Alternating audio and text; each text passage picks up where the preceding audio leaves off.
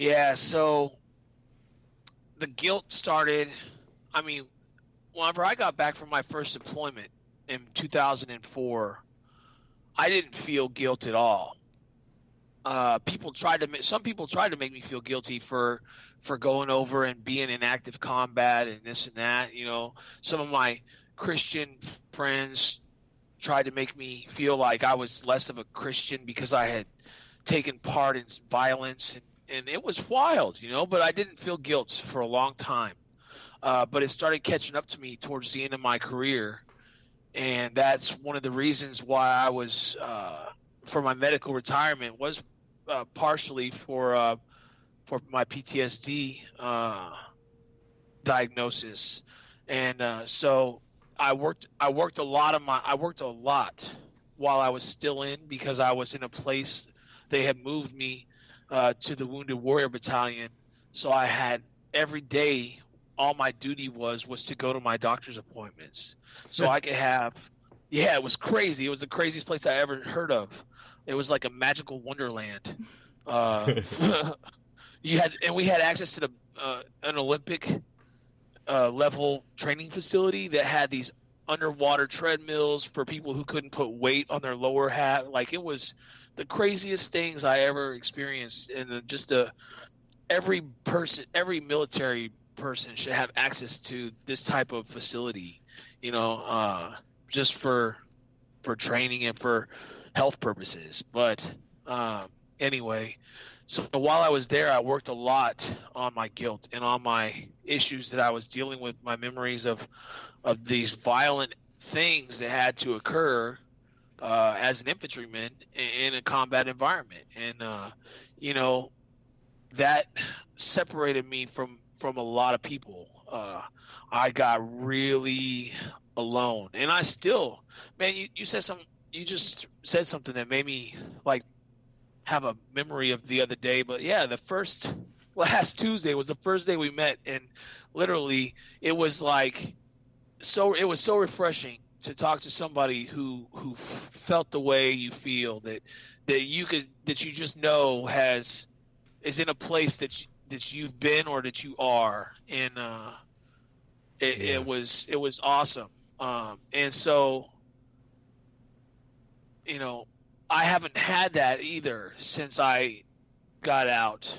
I mean, I have friends that I know from my time in the Marine Corps, and we've met up and hung out a couple times, and that's been great. But like, as far as people in my life that I interact with on a constant basis, I don't have that at all. And so, like, it was so refreshing whenever when we were identifying ourselves, and we both said veteran and this and that, and I was like, oh wow. So when we started talking and chatting about everything else, it was just like, holy cow, man, this is awesome. We can have conversations, and I won't feel weird. Yes, that's exactly it. See, I mean, I feel almost in many ways like I am betraying some of the people of my past by having the future that I have today.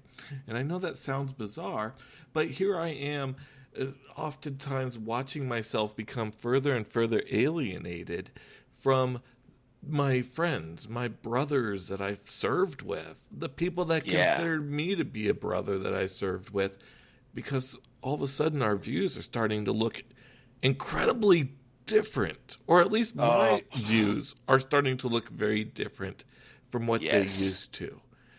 Yes. And I attribute it to education and what I saw through my education. You mentioned that once too. It's so strange to talk to my veteran friends who have gone to school and what their worldviews are, and then my veteran friends that have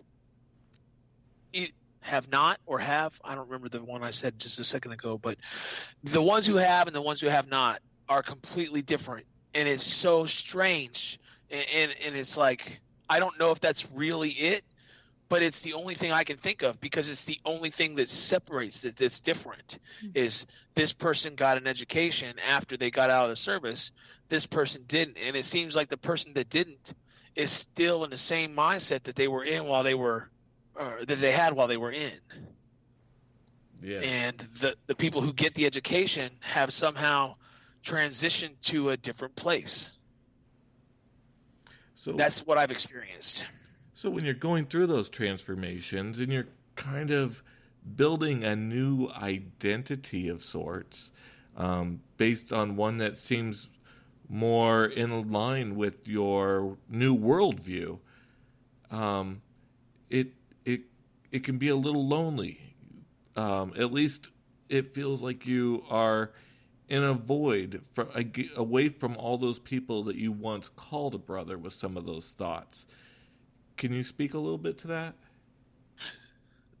Yeah. So I actually got added to a Facebook group of really amazing guys that I served in combat with, and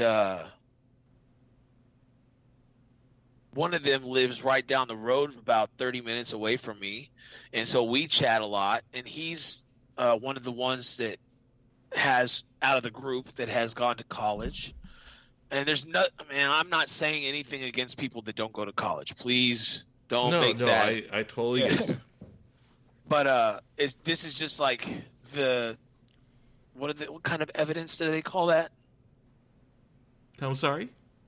What kind of evidence is it whenever it's just your observation, but it's not like a scientific you're measured? That would be circumstantial evidence. So, there you go. Circumstantial evidence, basically, it's nothing real. It has nothing to do with anybody who hasn't gone to college. It just is my observation that guys that go to college have different worldviews than guys that don't. That's all we're discussing. But yeah, so this Facebook group I'm in, like a lot of them are like real pro-Trump, which is so weird for me to think about because I'm not at all in any way, shape, or form. Like I would even say I'm anti-Trump. And I know that makes me like a strange because I'm a veteran and I'm not all woohoo America. Well, no, I'm not. I know, I'm not like that I know at all. exactly what you're talking about because usually Trump is riding this wave of nationalism that's going along right now, and people kind of, because Trump has become kind of almost like this unified image. It seems that if you don't stand for him, that somehow you stand against him, and there's no other way for you to be categorized as anything other than either hate Trump or for Trump, which is so nonsensical. But it seems to be that at least our fellow veteran friends oftentimes can categorize it to be that simple. Now, yeah. And that's a problem that we run into, and I told you Phillips Seminary would be laying its impressions on me when we were talking about things like what a standardized concept of what Judaism was. You can't do that because there's a wide spectrum as to what Absolutely. Those kinds of things are built into their identity. However, it's like through saying the there's only one kind of nationalism, Christian. we have a different phenomenon. Can you speak to nationalism? You did quite a bit of history and research behind it. Yeah, so I've spent a lot of time looking into the historical aspect of nationalism, and man, there's a book that I read while in school one day, and it's called White Trash, 500 Years of something. I don't remember the exact thing. But it's called White Trash, and it's basically keep talking. It's basically the history of the United States built on the backs of low-income white people. Mm-hmm.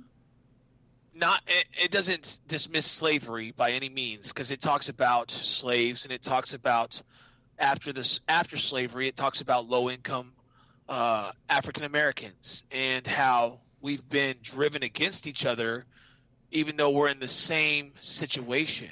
But it refers to this nationalism idea and how it's used in a way to get poor people or low-income people to do things that people with higher incomes just don't have to do because they have the money or the influence or this, they don't have the same desires to join the military, to serve, do service, because they don't have to.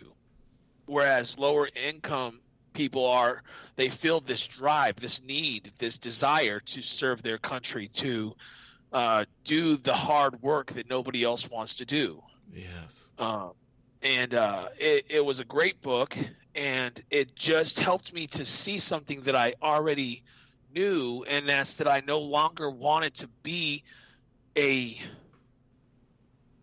no longer wanted the flag to be my master.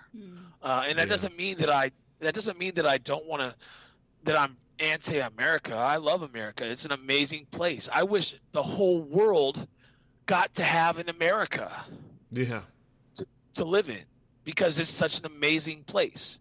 Sort of. I mean, if you're me, I'm a middle income white male. I have the world on my sleeves. I can go and do just about anything I want to. But not everybody has that opportunity. But we still have better opportunities than most of the world. So I would say America's a pretty great place to live. Yes. No, however, the book you're talking about, White Trash, the 400-year untold history of class in America by Nancy Eisenberg. Yes. That looks like it has been a New York Times bestseller, and something that you're referencing to this extent, which has a lot of research behind it. Now, can you talk anything about how maybe nationalism, identity, and faith has kind of become that all-encompassing sort of, American stereotype? Yeah. Well, it started in Europe, really.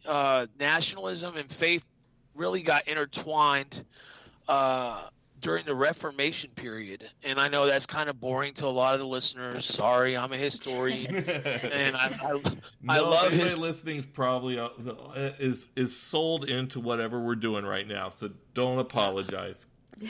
But no, so during the Reformation period, nationalism began to spike greatly in places like Germany and France and Switzerland. And so this fervor was born about building a place for them to worship how they wanted to in their space. And so if the people in this region wanted to worship a certain way, they had to band together. And so they became unified both in their nationalistic ideology and in their religion. And so that carried, once those people started coming to the new world, as they brought their faith with them, that idea stuck. And so it's influenced every aspect from the earliest settlers that came to America all the way to us today. And if you're a Christian, most likely you think of yourself as an American, a great American, because you're going to church, you're doing what you're supposed to. And I'm not saying everybody's like that, but a lot of people, if I'm a good Christian, I'm also a good American. I'm doing what I need to do to make America great.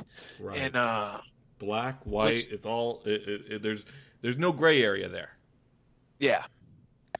And so it's so strange, though, to like be able to read these in these old books and journals and things, and then watch it happen in real life and realize, like, wow, this is dangerous. It became dangerous then, and it's dangerous now, and it's just this phenomenon is unstoppable. I don't think that there's any way to change this tie without a drastic reformation in current Christianity. There's no way to break this tie. Now, being part of America right now, we've had so many people who are trying to draw parallels to other places in history where nationalism may have run out of control. and turned into something extremely ugly. I'm not going to say that nationalism is something